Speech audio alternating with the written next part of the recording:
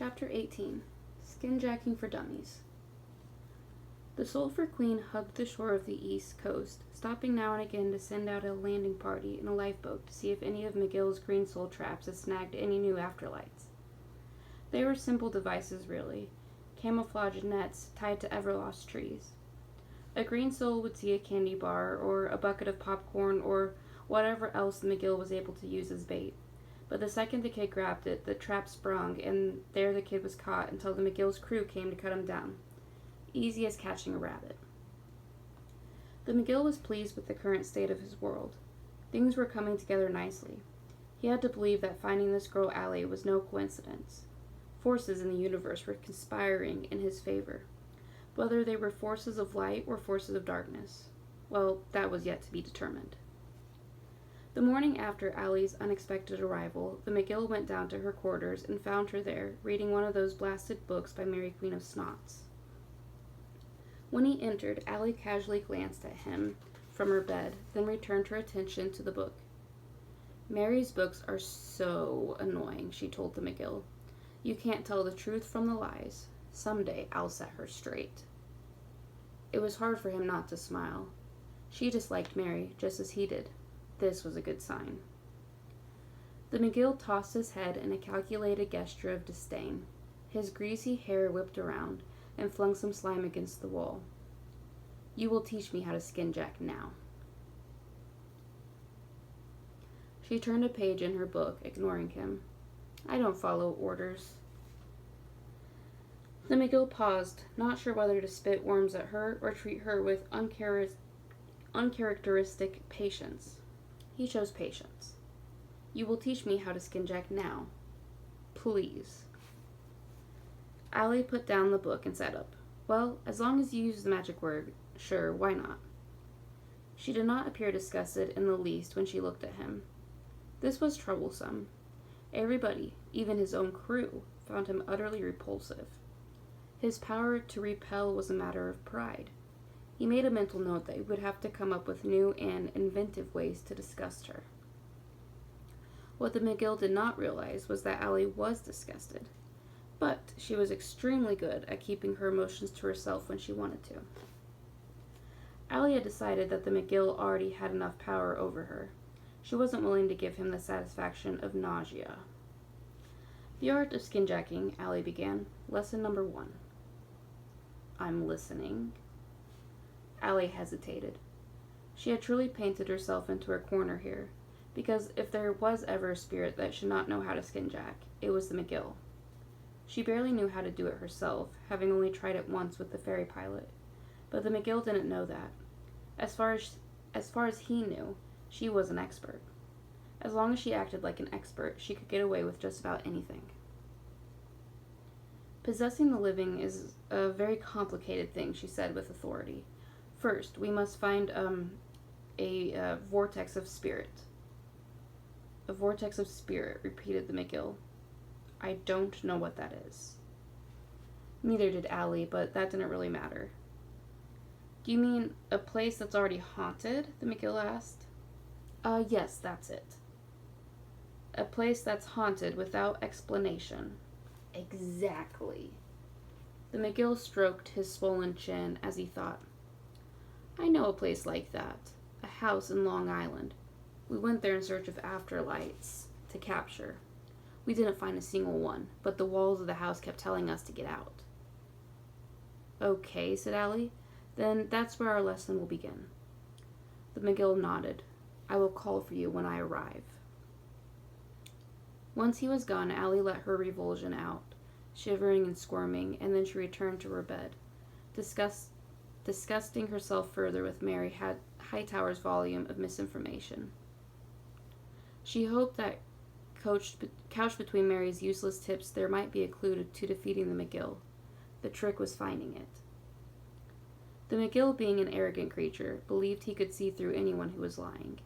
It was that arrogance that kept him from seeing how completely Allie was tricking him. He strolled along the deck, pleased with this new wrinkle in his existence. Around him, his crew did their busy work on deck. There was little point to all the cleaning, the swabbing, and the polishing the crew did. What was rusty now would always be rusty, What was covered in sulfur dust would stay that way, no matter how much the crew tried to swipe it away. The best they could do was to clear away the cookie crumbs that McGill often left behind. Still, the McGill insisted that his ship be like a real ship, his crew like a real crew, and cleaning is what crews did. It was always the same crew members cleaning the same things, and at the same time of day.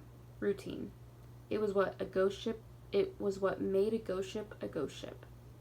Allie, however, was a break from the routine. He proudly strolled past his crewmen, flicking little black bugs at them or spitting on their shoes, just to remind them who was boss.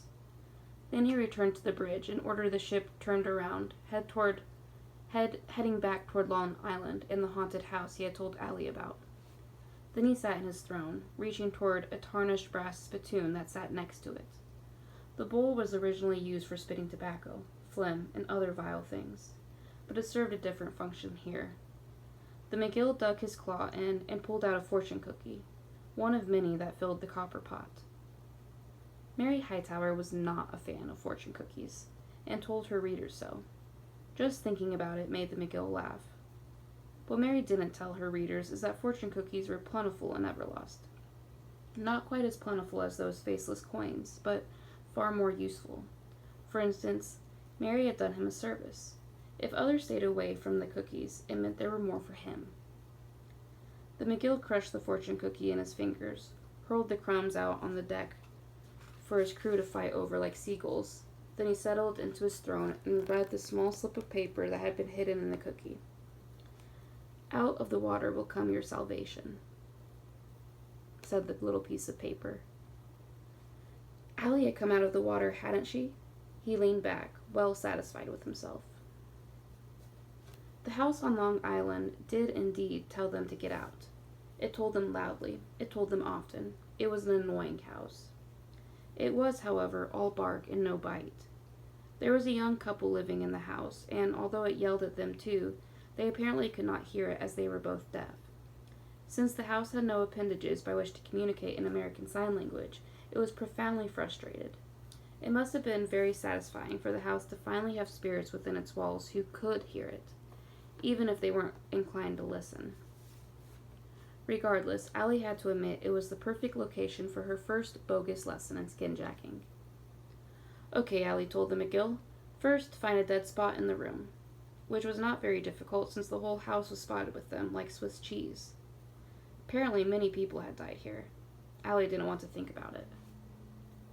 The McGill took a spot near a window facing the sea. "Now what?" "Close your eyes." "My eyes don't close," the McGill reminded her. "Right. Okay then, keep your eyes open, face the ocean, and wait for the sun to rise." "It's noon," the McGill pointed out. "Yes, I know. You have to stand here and wait until tomorrow when the sun rises, then stare into the rising sun." "Get out," said the house. "If we have to be here at dawn, why didn't you tell me that before we came?" "You know what your problem is," Allie said. "You have no patience. You're immortal. It's not like you're going anywhere. Skinjacking takes patience. Stand here and wait until dawn." The McGill gave her an evil eye, spat out a wad of something brown on her shoe, and said, "Fine, but you wait with me. If I have to listen to this stupid house, then so do you." So they waited, ignoring the pointless activities of the people who lived there, and turning a deaf ear to the house. The next morning, however, was overcast, and instead of a rising sun, the horizon was filled with a ribbon of gray. You'll have to wait until tomorrow," Allie told the McGill. "Why? What does this have to do with possessing the living?" Allie rolled her eyes as if the answer was obvious. Staring at the sun at dawn gives you soul sight. Not every living person can be possessed. Soul sight allows you to see which ones you'll be able to skinjack and which ones you won't. The McGill looked at her doubtfully. "And this is how you learned?" Well," said Allie, "it's the first step." "How many steps are there?" 12. The McGill regarded her with his wandering, mismatched eyes, then asked, "Is anyone in this house possessable?" Allie thought back to when she caught glimpses of the occupants speaking to one another by means of complex hand gestures. In truth, anyone was possible, but she wouldn't let the McGill know that. The whole point of this was to make sure she didn't teach the McGill anything at all. The whole point was to stay long enough to learn the McGill's weaknesses. If she could drag him through 12 ridiculous steps, convincing him that at the end he'd learned how to skinjack, she might find the key to defeating him, or at least a way to free her friends. Either way, she knew she'd have to make a quick escape when it was all over, because when the McGill finally figured out that he was being duped, his fury would be reverberating throughout all of Everlost. The woman is possessible, Allie told the McGill. Show me, the creature said. Skinjack her now. Allie clenched her teeth. Her experience taking control of the ferry pilot had been exciting, but frightening. It had been an intense experience, but also fundamentally gross, like wearing someone else's sweaty clothes. Still, if she were going to keep stringing the McGill along, she would have to deliver. Okay, I'll do it, but only if you tell me why you've got all those kids strung up in your ship, and why you put numbers on them. He considered the question, then said, I'll tell you after you skinjack the woman. Fine. Allie rolled her shoulders like a runner getting ready for a race, then approached the woman in the kitchen. Stepping in was easier this time than it had been with the ferry pilot. Perhaps she was a woman, perhaps because she was a woman, or perhaps because practice made perfect. The woman never quite knew what hit her.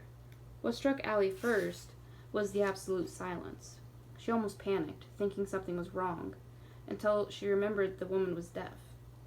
The world around Allie now was brighter, the way it appeared to the living, and she could feel the seductive density of flesh. She flexed her fingers and found that it had only taken a few moments to push the woman's consciousness down and take control. Allie looked around. Through the woman's eyes she could no longer see the McGill, but she knew he was there. If he wanted proof that she could possess people, he would have proof. She rummaged around in the kitchen drawers until she found a permanent marker, then went to the wall and wrote in big black letters, Beware the McGill. Then she hopped out of the woman, not wanting to spend a second more there than she had to. The living world faded into the muted colors of Everlost. Her hearing returned, and there was the McGill smiling through sharp, rotten teeth. Very good, he said. Very, very good. Now, tell me about the afterlights in your ship. No. You promised. I lied. Then I won't teach you what I know. Then I'll throw your friends over the side. Get out, said the house. Allie clenched her fists and let off an angry growl that only made the McGill laugh. She might have held some of the cards, but the McGill would not let her forget that he held all the aces. We will come back each morning, the McGill said, until we have a bright sunrise. Then we will go on to step 2. Allie had no choice but to agree. She rowed the lifeboat in furious silence back to the Sulphur Queen, even more determined than ever to outsmart the McGill. As for the woman Allie possessed, once she regained control of her body, she took one look at the words scrawled on the wall and concluded that all the stories about this house were true. She immediately contacted her realtor and put the house up for sale, determined that she and her husband would move as far away from Amityville as possible. And then there's a little excerpt at the end. Beware of fortune cookies that cross into Everlost, Mary Hightower writes in her book, Caution, This Means You. They are instruments of evil, and the proper way to deal with them is to stay far away. Avoid temptation. Don't even go near Chinese restaurants. Those wicked cookies will rot off the hand of anyone who touches them.